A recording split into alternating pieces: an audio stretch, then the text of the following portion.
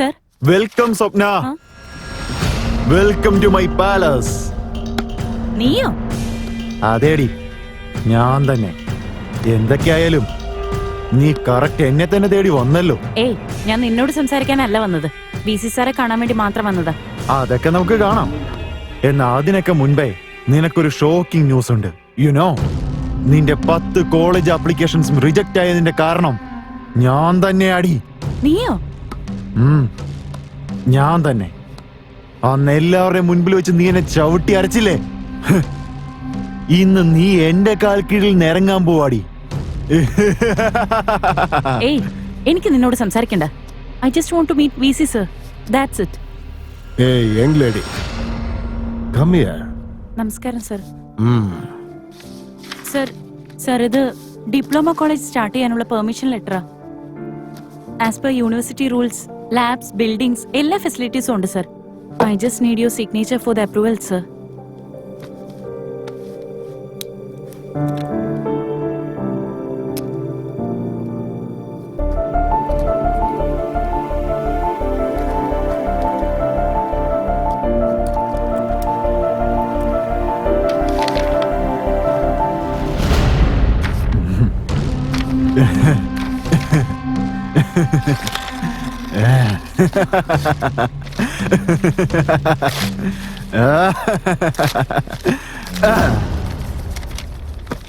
My son is my world. നീ അവനെ അപമാനിച്ചു അല്ലേ? You never get permission.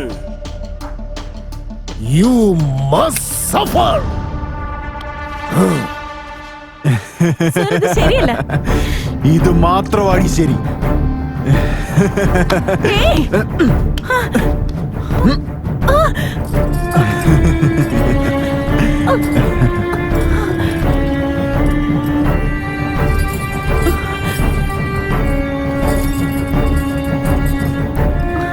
വിട്, വിടന്ന്. എടാ,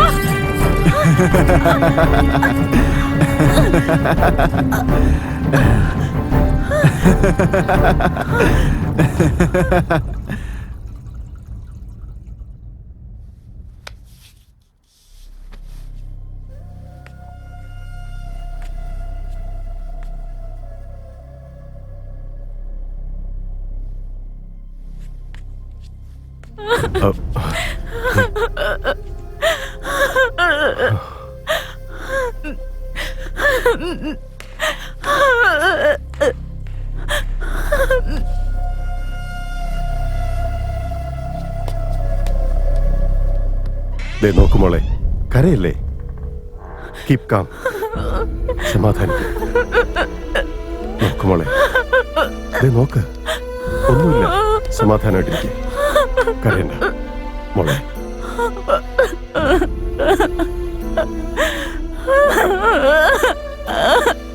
കരയാതെ മോളെ, സമാധാനമായിട്ടിരിക്കും. ഞാനില്ലേ, ഞാൻ നോക്കിക്കോളാം. കരയാതെ മോളെ, കണ്ണു തുറക്കേ.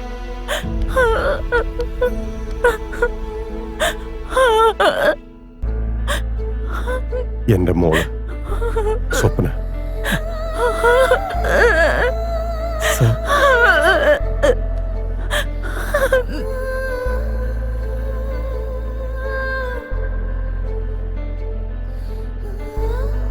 She is a fighter.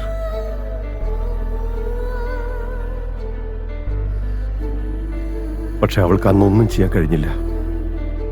അവളെ കൊണ്ടൊന്നും ചെയ്യാൻ പറ്റിയില്ലല്ലോ എന്നുള്ള കുറ്റബോധം അവളുടെ മനസ്സിനെ മരവിപ്പിച്ചു. അതുമാത്രമല്ല, വേദന, അപമാനം, അതെല്ലാം അവളുടെ മനസ്സിനെ വല്ലാതെ തളർത്തിക്കളഞ്ഞു.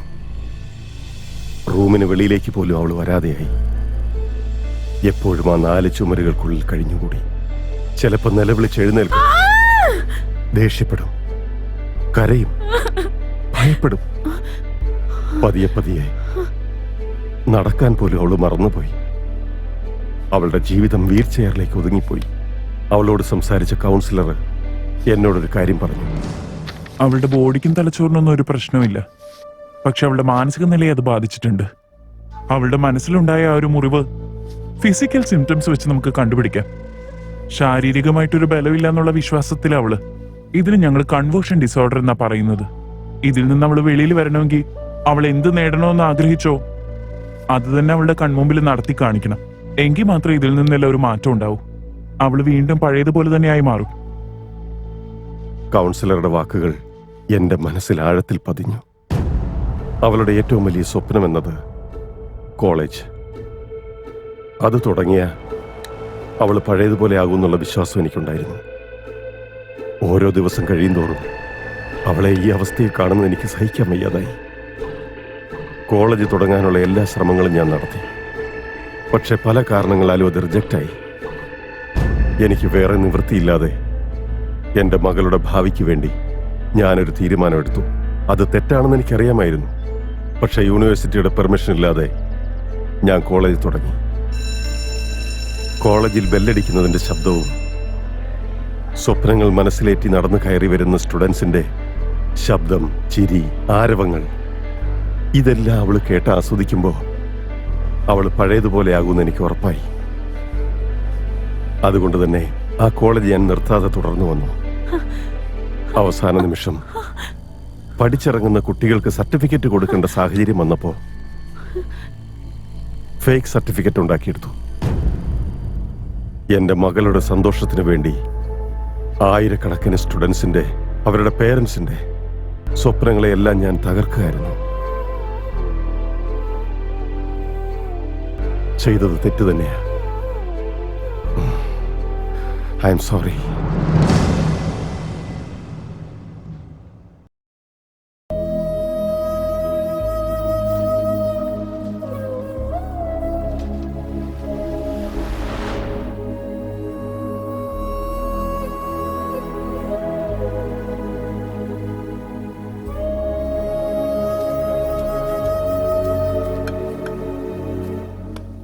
ചേട്ടാ, ബുക്ക് എന്തിനും വേണോ?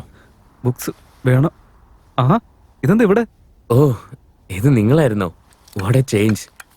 ഇരിക്കെ, സൂക്ഷിച്ച്. ആ, അന്ന് പുസ്തകം വേണ്ടെന്നാണല്ലോ പറഞ്ഞത്. അതേട്ടാ, സാഹചര്യങ്ങളെല്ലാം മാറ്റിമറിച്ചു. അല്ല, നിങ്ങളിപ്പോഴും പുസ്തകം വിറ്റ് നടക്കുവാണോ? ആ, ബുക്ക് വിൽപ്പന നടത്തിക്കൊണ്ട് തന്നെ ഞാൻ അന്ന് നിങ്ങളെ കണ്ടപ്പോൾ പറഞ്ഞ പോലെ തന്നെ UPS എക്സാമിന് പ്രിപ്പയർ ചെയ്യായിരുന്നു. സമയം കിട്ടുമ്പോഴൊക്കെയും ലെക്ചേഴ്സും കേൾക്കുമായിരുന്നു. ലൈബ്രറിയിൽ ജോലി ഉണ്ടായിരുന്ന എൻ്റെ അമ്മ ദിവസവും ഓരോരോ ബുക്കുകൾ വായിച്ച് റെക്കോർഡ് ചെയ്ത് അതെനിക്ക് അയക്കുമായിരുന്നു. സമയം അനുസരിച്ച് ഞാനത് കേൾക്കും. അമ്മ വീട്ടിലെ ജോലിയൊക്കെ തീർത്തിട്ട് ഓരോ സബ്ജക്റ്റും എനിക്ക് എക്സ്പ്ലെയിൻ ചെയ്ത് തരുമായിരുന്നു. മെയിൻസ് എക്സാം എഴുതി അതിൽ പാസ്സായി ഇന്റർവ്യൂ അറ്റൻഡ് ചെയ്തു. റിസൾട്ട് അറിയാൻ വേണ്ടി എൻ്റെ അമ്മ എൻ്റെ ടാബിൽ റാങ്ക് ലിസ്റ്റ് ചെക്ക് ചെയ്തുകൊണ്ടിരുന്നപ്പോൾ നേരത്തെ 4 പ്രാവശ്യം എക്സാം എഴുതിയ ഞാൻ 5ാം തവണയും ഫെയിൽ ആവുമെന്നുള്ള പേടിയുണ്ടായിരുന്നു. രവി, മോനെ നീ പാസ്സായടാ. അമ്മേ, താങ്ക്സ് അമ്മേ.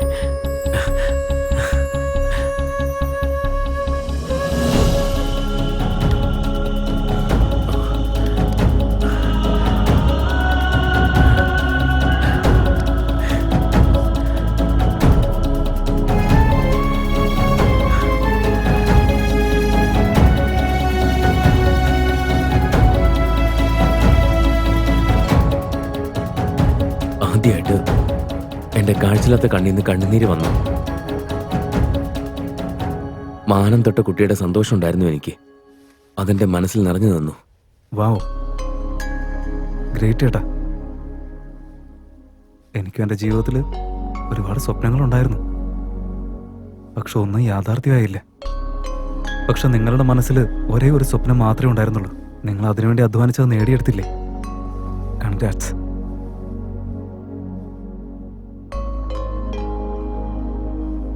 അല്ല, അതൊക്കെ പോട്ടെ, പിന്നെയും ഈ പുസ്തകം വിറ്റ് നടക്കുന്ന എന്തിനാ? ഭൂമി അതിന്റെ കറക്കം അവസാനിപ്പിച്ചു കഴിഞ്ഞാൽ നമുക്കാർക്കും പകല് സൂര്യനെയും കാണാൻ കഴിയില്ല, രാത്രി നക്ഷത്രങ്ങളുടെ തിളക്കവും കാണാൻ സാധിക്കില്ല. മനുഷ്യനായിട്ടുള്ളവൻ പറഞ്ഞ വാക്കും മറന്നുപോയേക്കാം, കേട്ട വാക്കും മറന്നുപോയേക്കാം. എന്നാ അന്നം തന്ന തൊഴിലിനെ എത്ര ഉയരത്തിലെത്തിയാലും മറക്കാൻ പാടില്ല. നിങ്ങൾ ഗ്രേറ്റ്. Excuse me.